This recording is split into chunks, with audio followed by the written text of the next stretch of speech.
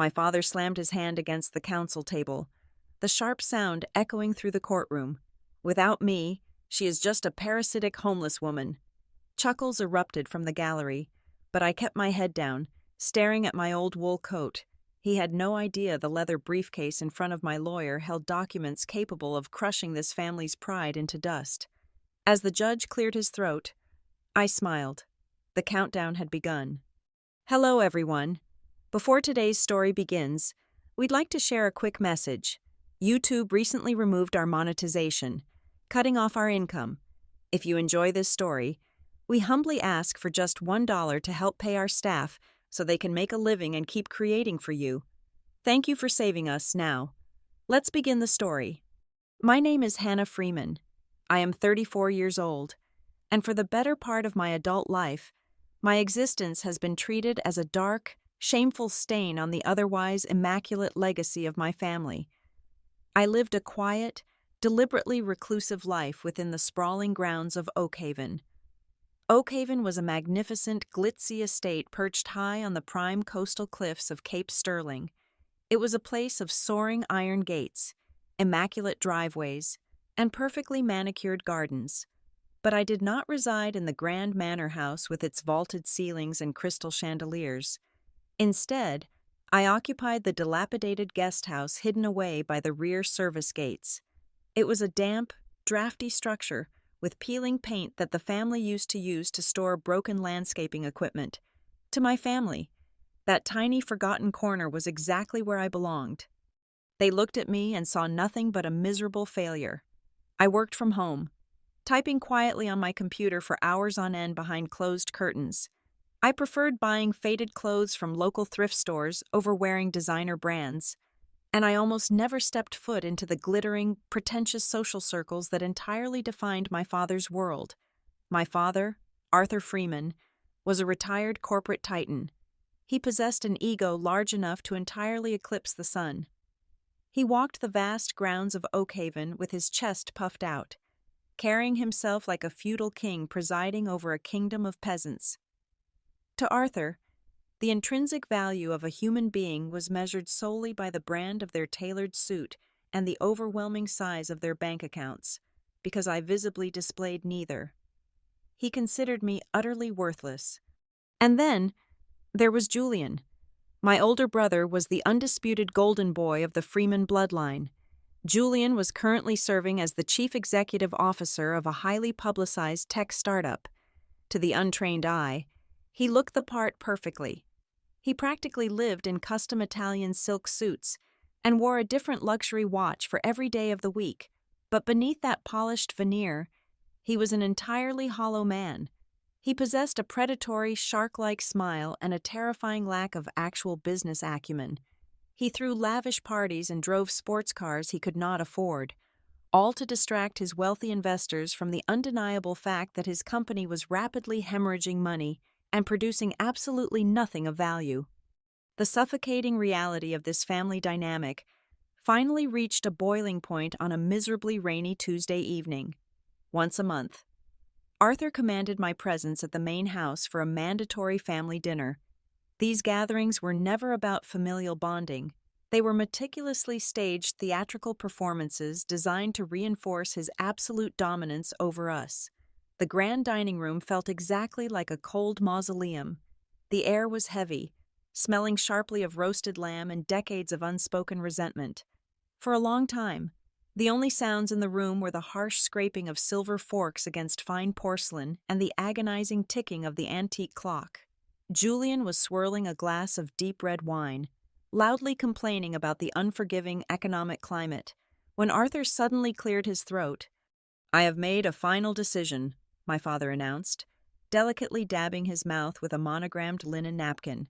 His eyes remained fixed on the wall ahead, refusing to acknowledge my presence.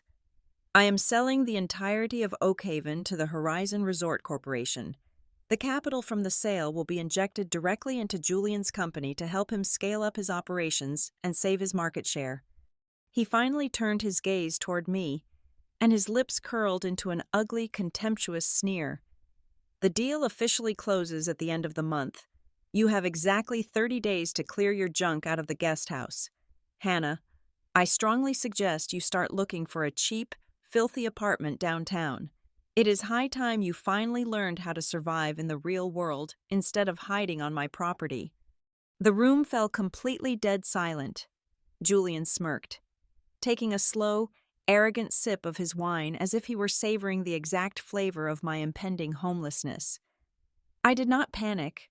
I did not shed a single tear. The air in the room was suffocatingly heavy with their shared cruelty, but my pulse remained perfectly steady.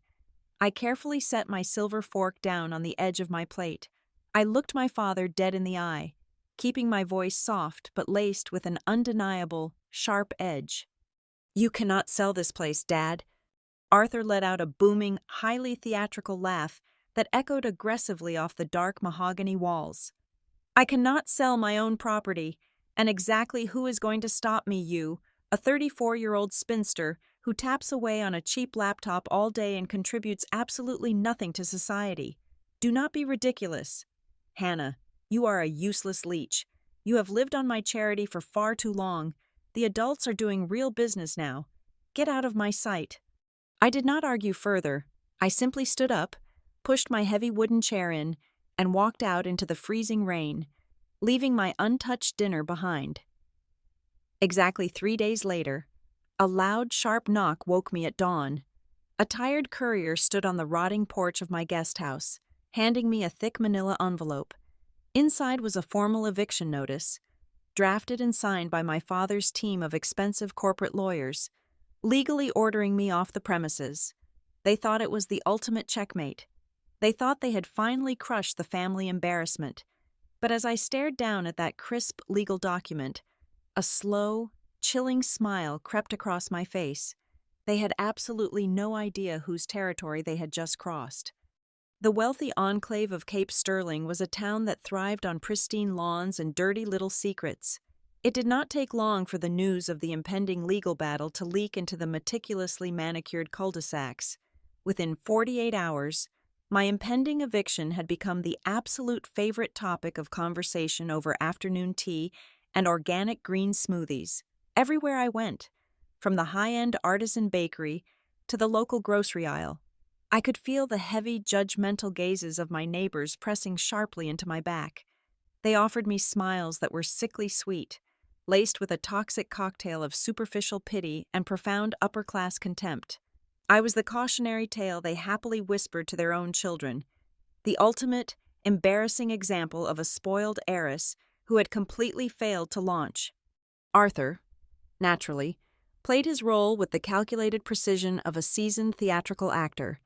Down at the exclusive Sterling Heights Golf Club, between rounds of 18 holes and expensive glasses of imported scotch, he actively cultivated the image of a heartbroken but resolute patriarch. He would sigh deeply, staring off into the rolling green fairways, and spin tragic tales about his incompetent, parasitic daughter. He claimed he was simply executing an act of tough love. He told his wealthy peers that cutting off his 34-year-old child was the hardest emotional decision of his entire life, but a completely necessary one to force me into adulthood. The country club elite swallowed his narrative without a single question, applauding his tragic bravery while privately mocking my pathetic, quiet existence. I let them talk. The relentless storm of societal gossip washed over me without leaving a single mark, while Arthur basked in the sympathetic glow of his peers. I climbed into my battered 10-year-old sedan. The engine sputtered loudly, breaking the quiet elegance of the neighborhood as I backed out of the service driveway. I drove straight away from the coast and deep into the towering glass skyline of the financial district. My destination was the corporate headquarters of Thorne and Associates. Marcus Thorne was a notoriously ruthless corporate litigator. In the cutthroat world of corporate law, he was affectionately referred to as the executioner.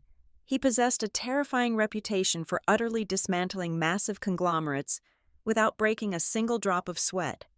More importantly, Marcus was the absolute only person in this entire superficial town who knew my actual identity.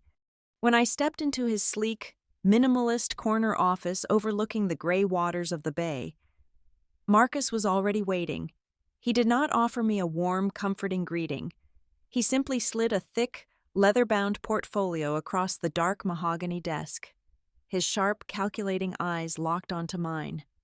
"Are you absolutely certain you want to lay all your cards on the table?" "Hannah," Marcus asked, his voice low and utterly devoid of emotion. "Once we initiate this sequence, there is zero chance of walking it back. The collateral damage will be absolute. Neither your father nor your brother will ever be able to show their faces in this state again. We are not just taking their money, we are completely destroying their social existence." I stood by the floor-to-ceiling window, looking down at the tiny, ant-like cars moving through the streets far below. I slowly nodded my head. My mind drifted back over the last decade. I thought about the countless quiet holidays, the subtle attempts I had made to bridge the gap, the endless opportunities I had given them to value me as a human being rather than a worthless line item on a balance sheet. I had offered them a real family. They had actively chosen the hollow worship of money and fake prestige. "Do it, Marcus," I replied evenly, turning my back on the window. "Burn their illusions to the ground." The evening before the first court hearing. My phone buzzed on the cheap wooden nightstand of the guest house. The bright screen illuminated the dark, damp room. It was a text message from Julian. Even through a digital screen, his suffocating arrogance radiated clearly into the room. "Do not embarrass Dad in front of the judge tomorrow." The message read, "Just pack your trash and leave quietly. If you do this without throwing a tantrum, I will personally give you a few $1,000s so you can rent a cheap dump somewhere out of town. Be smart for once in your life." I stared at the glowing words for a long moment. I did not bother typing a reply. I simply locked the screen, turned off the small desk lamp, and went to sleep, resting more peacefully than I had in years. They had set the stage for a spectacular public execution, completely unaware that they had built their own gallows. The morning of the first hearing was bitterly cold, the kind of biting chill that seemed to seep directly into your bones. The grand limestone steps of the county courthouse were already swarming with local journalists and freelance photographers. Arthur and Julian made their grand entrance like returning war heroes. They wore bespoke navy blue suits that easily cost $5,000 apiece, their leather shoes polished to a mirror shine. They paused deliberately on the marble steps, soaking in the flashing cameras and thrusting microphones. Arthur had tipped off the press himself, entirely desperate to spin this legal eviction into a highly publicized, tragic spectacle of his own martyrdom. He wanted the world to see the suffering father forced to take drastic measures against a lazy child. I slipped in quietly through the heavy wooden side doors, wearing the exact same faded gray wool coat I wore every single winter, completely ignored by the media circus outside. Inside courtroom number 4, the air was thick and oppressively warm. The wooden benches were packed with curious onlookers from our neighborhood who had come to watch the show. Arthur's legal counsel, a loud, deeply aggressive man named Richard Vance, wasted absolutely zero time launching his theatrical assault. He paced violently in front of the judge's bench, slapping thick stacks of paper down onto the polished oak wood to emphasize his points. "Your Honor," Vance began, his voice booming dramatically to the back of the gallery, "what we have here today is a textbook case of parasitic exploitation. My client has graciously and silently carried the crushing financial burden of this estate for decades." He held up a massive, color-coded spreadsheet. In the last 12 months alone, the property taxes, the specialized landscaping fees, and the structural maintenance of the guest house have exceeded $200,000. And what exactly does the defendant contribute to this household? Vance spun around on his heel and pointed a thick, accusatory finger directly at me. "Nothing. Absolutely zero. She sits in a taxpayer-subsidized fantasy land, allegedly working some garbage, low-level IT support job for a completely unknown, phantom shell company named Ethelgard Dynamics, a company that, according to our preliminary corporate searches, barely has a functional digital footprint. She is 34 years of age, Your Honor. It is legally, morally, and ethically time for her to vacate the premises immediately and allow the rightful owner to liquidate his assets without further delay." From the corner of my eye, I watched my father. Arthur had his legs casually crossed, his expensive leather shoe bouncing lightly and rhythmically in the air. A sickening, triumphant smirk was permanently plastered across his face.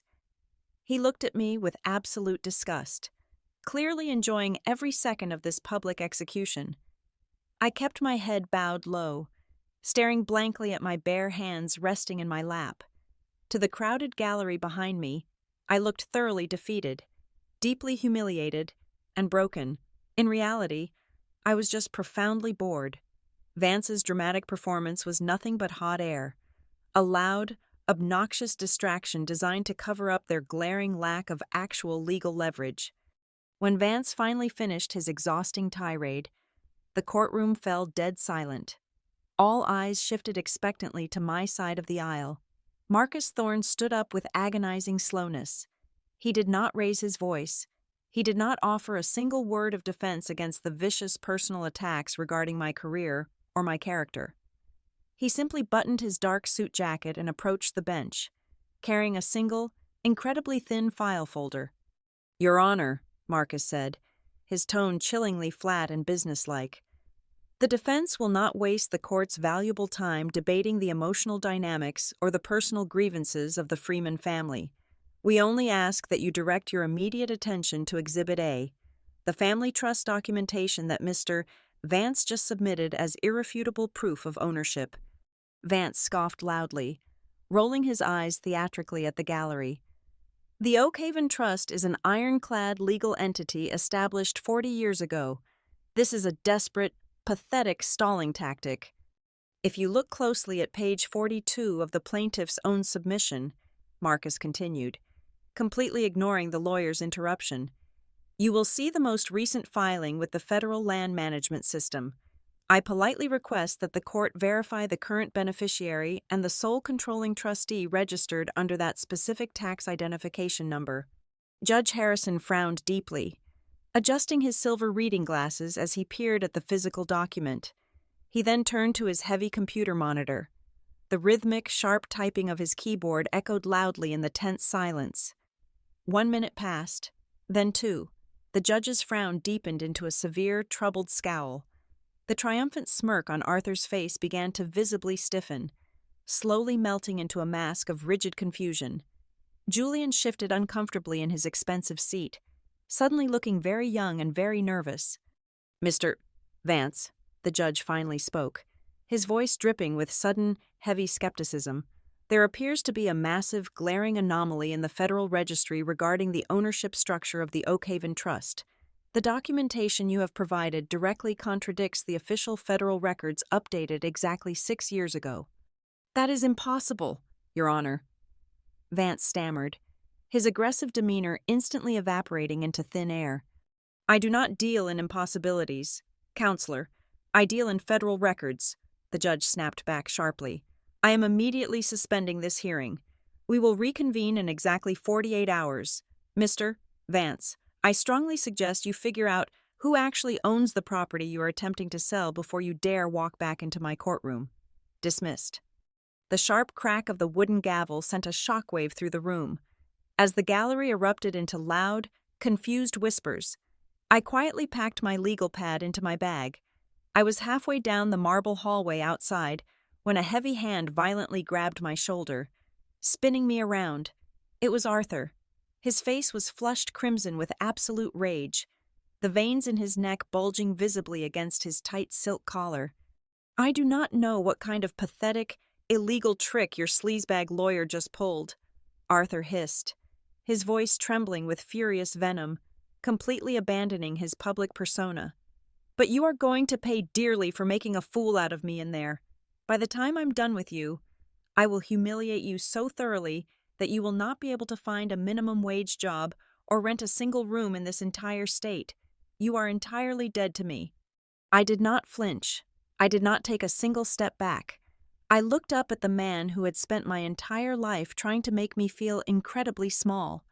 I let the silence stretch out between us, locking my eyes onto his until his furious, heavy breathing began to falter.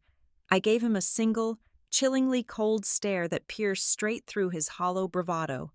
I did not say a word. I simply turned around and walked out the heavy glass doors into the freezing morning air, leaving him standing completely powerless and visibly shaken in the empty corridor. The 48 hours between our court appearances felt like a tightly coiled spring, humming with invisible tension, while Arthur spent his rapidly dwindling time screaming at his confused lawyers over the phone. I sat in the dim, quiet light of my dilapidated guest house, watching the intricate digital web I had spun years ago slowly begin to tighten around them. They honestly thought this entire spectacle was about a simple eviction notice. They did not understand the sheer scale of the battlefield they had foolishly stepped onto.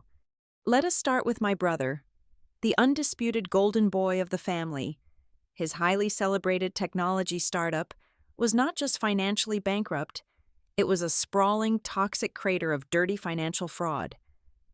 My proprietary tracking algorithms had easily bypassed his amateur corporate firewalls weeks ago.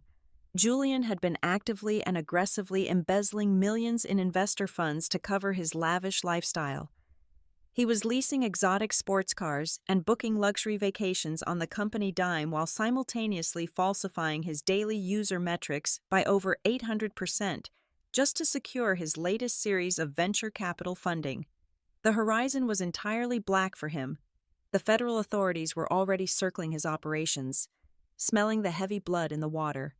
Then, there was the Grand Patriarch himself, Arthur. My father still walked around believing he was a terrifying titan of industry, but the reality behind his silk ties was far more pathetic. Exactly 6 years ago, Arthur's aggressive, thoroughly blind investments in overseas real estate had completely wiped out the entire family fortune. In a desperate bid to save his plunging portfolio, he had quietly leveraged Oakhaven to the absolute maximum limit.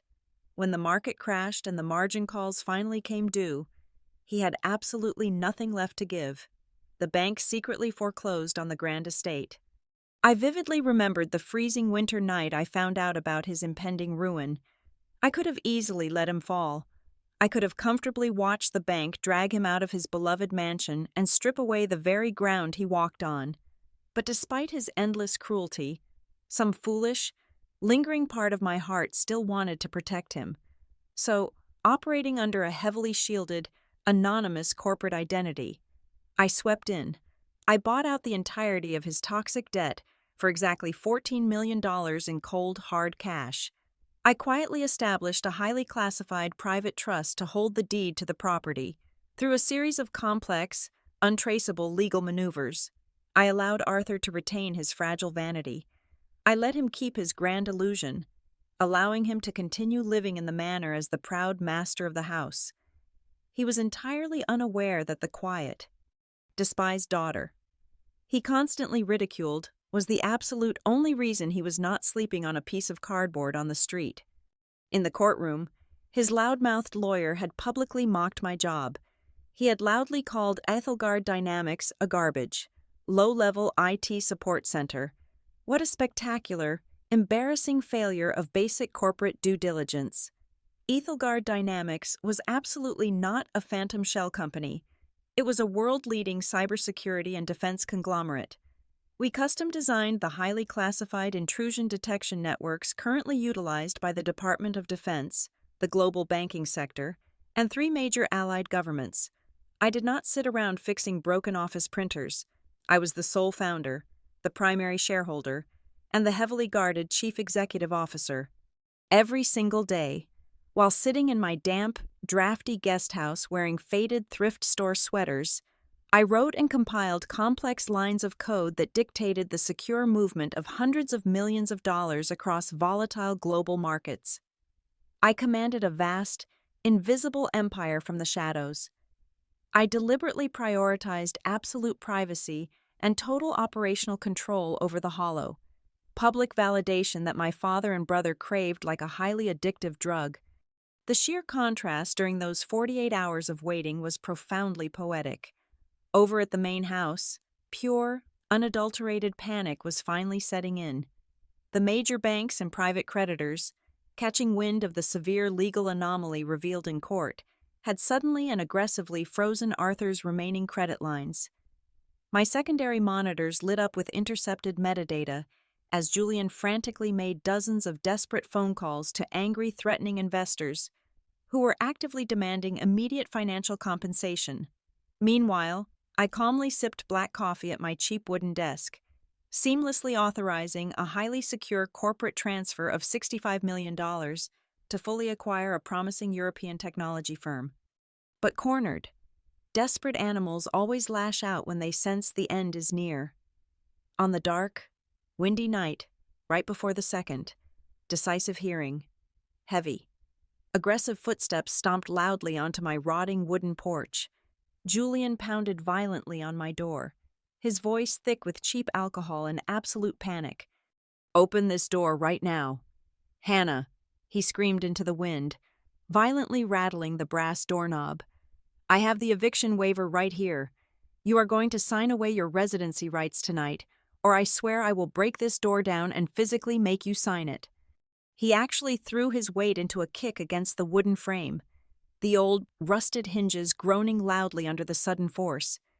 He genuinely believed he could use brute physical intimidation to break me, just as he had bullied his way through his entire pathetic life. He never got the chance to throw a second kick. From the deep shadows of the surrounding oak trees, 3 heavily built men clad in tactical black gear materialized silently. This was the elite, undercover security detail that Marcus Thorne had quietly arranged for my personal protection weeks ago, before Julian could even process what was happening or turn his head. The lead guard grabbed him by the back of his expensive silk collar, effortlessly lifting his feet entirely off the wooden floorboards. They dragged my thrashing, screaming brother down the long gravel path and ruthlessly threw him headfirst into the muddy, thorny bushes situated just outside the heavy iron service gates. Sitting inside my room, bathed in the soft blue glow of my computer screens, I simply took another sip of my coffee. I never even had to get up from my chair. The board was perfectly set. The final checkmate was only hours away. The atmosphere inside courtroom number 4 was absolutely electric, practically vibrating with the suffocating heat of over 200 tightly packed bodies. The wild, unverified rumors of a sudden legal snag had spread like a raging wildfire through the perfectly manicured estates of Cape Sterling. Every single wooden bench in the spectator gallery was jammed entirely full of our wealthy, gossiping neighbors. They had eagerly canceled their morning tennis matches, skipped their expensive spa appointments, and delayed their charity brunches just to secure a front row seat to the highly anticipated public destruction of my life. The air smelled strongly of expensive designer perfumes and eager, predatory anticipation. When the heavy oak doors finally swung open, Arthur marched down the center aisle. He desperately tried to project his usual aura of untouchable, arrogant royalty, but the severe cracks in his carefully constructed armor were finally beginning to show for the entire world to see. Deep, bruised-looking dark circles hung heavily beneath his bloodshot eyes, a clear and undeniable testament to the sleepless, panic-stricken nights he had just endured as his financial world secretly crumbled. His expensive silk tie was knotted just a fraction too tightly, and his jaw was locked in a rigid, unforgiving line. Still, as he took his seat at the plaintiff's table, he tilted his chin upward, casting a look of absolute, imperial disdain in my direction. He honestly believed he was still the undisputed king of the chessboard, entirely oblivious to the steel trap snapping shut around his ankles. Before Judge Harrison even had the chance to properly settle into his high leather chair, Richard Vance was already up on his feet. The aggressive, loudmouthed lawyer slapped his open palm violently against the solid wood of the counsel table. The loud, sharp crack echoed like a gunshot through the stifling room, instantly silencing the buzzing, whispering gallery. "Your Honor," Vance barked, his face already flushing a deep, angry red. "We demand an immediate, summary judgment on this eviction proceeding right here and right now. The defense has utilized illegal, completely underhanded delay tactics to stall a perfectly straightforward property sale. My client is the sole, rightful, and legal owner of the Oakhaven estate," the defendants continued. "Parasitic presence on the property is causing catastrophic, irreparable financial harm to the legal owner. She is completely jeopardizing a multi-million-dollar corporate transaction that is critical to my client's livelihood. We respectfully demand that you sign the removal order right this second and authorize law enforcement to physically remove her from the premises today." Vance stood panting slightly, glaring absolute daggers at my side of the room. The wealthy spectators in the gallery leaned forward collectively, practically holding their breath, eagerly waiting for my absolute ruin to be finalized by the simple stroke of a pen. I sat perfectly still, my hands folded neatly and quietly in my lap. I did not look at Vance, and I did not bother looking at my father. I simply gave a tiny, almost imperceptible nod to my left. Marcus Thorne rose from his chair with the slow, deliberate, and terrifying grace of an apex predator that had finally cornered its wounded prey. He did not yell. He did not aggressively slam his fists on the table. He simply buttoned the front of his custom-tailored suit jacket and picked up a single, thick stack of heavily sealed documents. He walked to the center of the floor, the rhythmic tapping of his polished leather shoes ringing out like a death knell in the tense, heavy quiet. "Your Honor," Marcus began, his voice completely level and echoing with cold, hard, unyielding authority. "My opposing counsel is absolutely correct about one specific thing today. This court should not tolerate any further delays. Therefore, I am formally submitting the fully certified, unredacted ownership reports directly from the Federal Archival System. These documents definitively establish the absolute, indisputable legal structure of the private trust that currently holds the actual deed to the Oakhaven estate." Marcus handed the heavy stack of papers to the court bailiff, who quickly passed them up to the high mahogany bench. Judge Harrison broke the thick red wax seals and began to read. For exactly 2 agonizing minutes, the entire courtroom was plunged into a suffocating, unbearable silence. The absolute only sound in the room was the sharp, crisp rustling of heavy paper as the judge slowly turned page after page, with every passing second. The suffocating tension in the room ratcheted up another notch. I watched Judge Harrison's eyes widen slightly behind his silver reading glasses. He looked up from the documents, stared directly at Arthur for a long, heavy, analyzing moment, and then looked down at me. "Mr. Vance," the judge finally said, his voice dropping into a dangerously low, stern register that commanded absolute attention. "You stood in my courtroom exactly 48 hours ago and vehemently claimed that your client was the sole controlling entity of the Oakhaven Trust. The certified federal documents currently in my hands explicitly confirm that the private trust holding this massive estate does not belong to the Freeman family lineage at all. Your client holds absolutely zero equity, zero voting rights, and zero legal authority over the property in question." Judge Harrison cleared his throat, his authoritative voice suddenly ringing out clearly to the very back of the packed, breathless gallery. "The Federal Registry clearly lists exactly one sole beneficiary, who also acts as the exclusive controlling trustee with absolute power of attorney over the entire Oakhaven estate. That individual is the defendant seated right here, Hannah Freeman." A deathly, absolute silence crashed down over the room. It was not just quiet. It was the terrifying, breathless stillness that immediately precedes a massive, catastrophic explosion. The wealthy spectators in the gallery froze completely in their seats, their eyes wide with utter, paralyzing incomprehension. Arthur leaped up from his wooden chair as if he had been violently electrocuted by a live wire. Every single drop of blood instantly drained from his face, leaving his skin a sickly, pale, ashen gray. His mouth opened and closed silently for a few agonizing seconds before a raw, desperate, thoroughly broken scream finally tore from his throat. "That is a lie," Arthur roared, his voice cracking wildly as he pointed a violently trembling finger at the judge's bench. "That is an absolute, forged lie.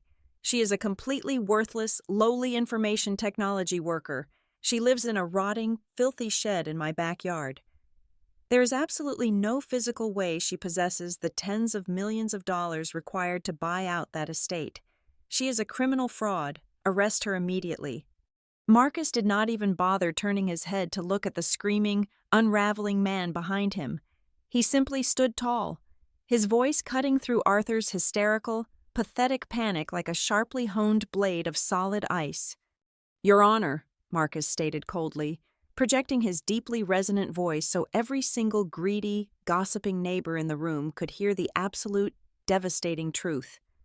"My client does not work for anyone. She is the sole founder and the chief executive officer of the Ethelgard Dynamics Corporation. She commands a global empire. Exactly 6 years ago, when the plaintiff recklessly squandered his entire remaining fortune and secretly lost this magnificent property to the bank, my client quietly stepped out of the shadows. She paid $14 million in cold cash to purchase the entire estate outright. She did it solely to save the vain, hollow pride of this incredibly cruel and ungrateful father, allowing him to continue living in a fantasy world where he was still a wealthy king." Marcus turned slightly, finally locking his icy, merciless gaze onto Arthur's horrified, visibly crumbling face. "You do not own a single inch of the ground you are standing on. Arthur, you are nothing but a charity guest in her house, and your lease has just permanently expired." Judge Harrison picked up his heavy wooden gavel and brought it down with a thunderous, final crack that seemed to violently shake the very foundations of the room. "The plaintiff's eviction motion is hereby dismissed with extreme prejudice," the judge declared forcefully, his voice ringing with absolute finality. "You have absolutely no legal standing in this court or on that property. This matter is entirely concluded." As the judge stood up and walked briskly out of the room, the invisible dam holding the crowd back finally broke. The courtroom erupted into pure, unadulterated, deafening chaos. The heavy, arrogant sneers of the elite crowd sitting behind me had completely vanished into thin air. They were instantly replaced by dropping jaws, wide-eyed terror, and breathless gasps of absolute shock. The phantom they had mocked for years had finally stepped into the blinding light, and her undeniable power was terrifying enough to eclipse them all. The echo of the gavel was still fading, but Arthur refused to accept his ultimate defeat. His face, completely drained of its aristocratic arrogance, twisted into a mask of pure, desperate madness. He aggressively shoved his own lawyer aside and lunged toward the wooden railing that separated the gallery from the floor. "This is not over," Arthur roared, his voice completely raw and breaking under the immense strain. "You think you have won because you bought some dirt I still own, 45% of Julian's enterprise. That company is valued at millions. I will liquidate my shares. I will hire the most ruthless legal team in the entire country, and I will personally sue you into absolute oblivion for fiduciary fraud. You are nothing but a common thief hiding behind a keyboard." For the very first time since the horrific ordeal began, I finally broke my silence. I did not raise my voice to match his hysterical screaming. I did not even stand up. I simply unclasped my leather briefcase one last time, pulled out a single, thin blue folder, and slid it gently across the smooth mahogany table toward Marcus. "Show him," I said quietly. Marcus picked up the file and held it up for Arthur to see. "As of 4 o'clock this morning," Marcus announced, his voice devoid of any pity, "Ethelgard Dynamics officially finalized a hostile takeover of your son's crumbling, entirely bankrupt technology startup. We acquired his massive mountain of toxic debt for pennies on the dollar. You do not own millions. Arthur, you own a 45% share of absolutely nothing. Furthermore, my client now holds exclusive, direct control over all the actionable evidence of Julian's extensive financial fraud. She literally owns your entire legal fate, and his." The very last, fragile string holding Arthur together violently snapped. The towering wall of immense pride he had spent his entire lifetime building shattered into a million irreparable pieces. His knees buckled completely. Right there, in the center aisle of the packed courtroom, the great and terrifying patriarch of the Freeman family collapsed onto the hard marble floor. He fell to his hands and knees, visibly violently trembling.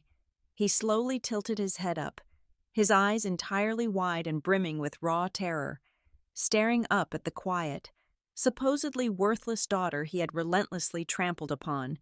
He finally realized I held his literal breath, his freedom, and his entire existence in the palm of my hand.